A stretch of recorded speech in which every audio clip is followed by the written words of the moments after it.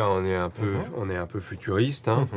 Alors là, on est en train d'essayer de construire de nouvelles sonorités pour les véhicules du futur. Les véhicules du futur, c'est essentiellement des véhicules électriques, c'est-à-dire des véhicules qui ne font pas de bruit, ou en tout cas beaucoup moins. Mais du coup, ça pose d'autres problèmes, notamment de sécurité, puisque vous vous retrouvez avec un véhicule qui est inaudible, qui ne fait pas de bruit, donc qui est transparent acoustiquement pour un piéton. Donc pour ces raisons, il y a une réglementation internationale qui nous impose de mettre des bruits.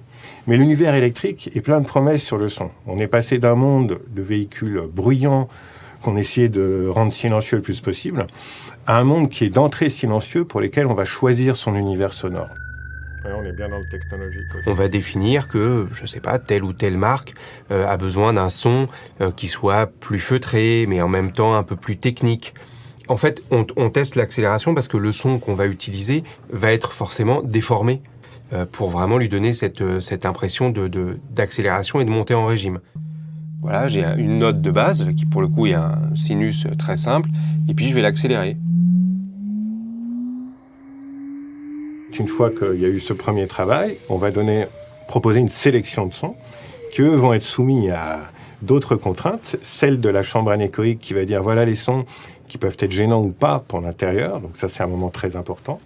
Mais aussi on peut faire des tests avec des clients ou des tests avec les marques pour voir si on est bien cohérent avec l'idée que eux se font du son de la voiture.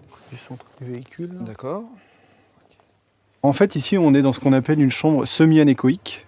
En fait, une chambre sans écho. Donc, l'idée de la conception d'une chambre comme celle-ci, c'est d'avoir le bruit de fond le plus faible possible. Donc, du coup, ça nous permet de se concentrer et de faire des mesures sur le son qu'on cherche à enregistrer. 1m20.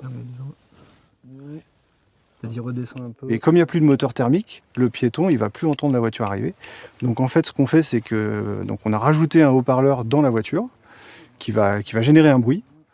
Et nous, dans notre métier, on a un compromis à gérer, c'est le bruit de cet avertisseur à l'extérieur du véhicule. Il faut que le piéton l'entende.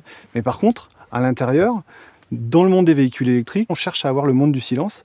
Et donc, le but, c'est de ne pas entendre cet avertisseur sonore. Ensuite. Ok, donc l'idée, c'est de faire un test donc, à 10 km/h. Ouais. Première valeur 10 km/h. Ce sont les normes d'homologation, donc elles sont valables pour tous les constructeurs. Contrairement à d'autres aspects de l'acoustique où on fait en fonction de notre savoir-faire. Là, on n'a pas le choix, tout nous est imposé. Et on se met dans ce contexte-là et on vérifie que dans ce contexte précis, on répond bien aux critères qui nous sont demandés et imposés. La mesure est terminée. On a bien 2 tiers d'octave qui dépassent le critère en dessous, dont un en dessous de 1600 Hz. Donc on considère qu'on respecte la norme. Un son beaucoup plus aigu va s'entendre un peu plus facilement dans le véhicule. Donc justement, et un son grave peut ne pas forcément être très entendu à l'extérieur. Donc il y a un équilibre sonore à trouver entre ces deux compromis pour obtenir le meilleur design sonore possible.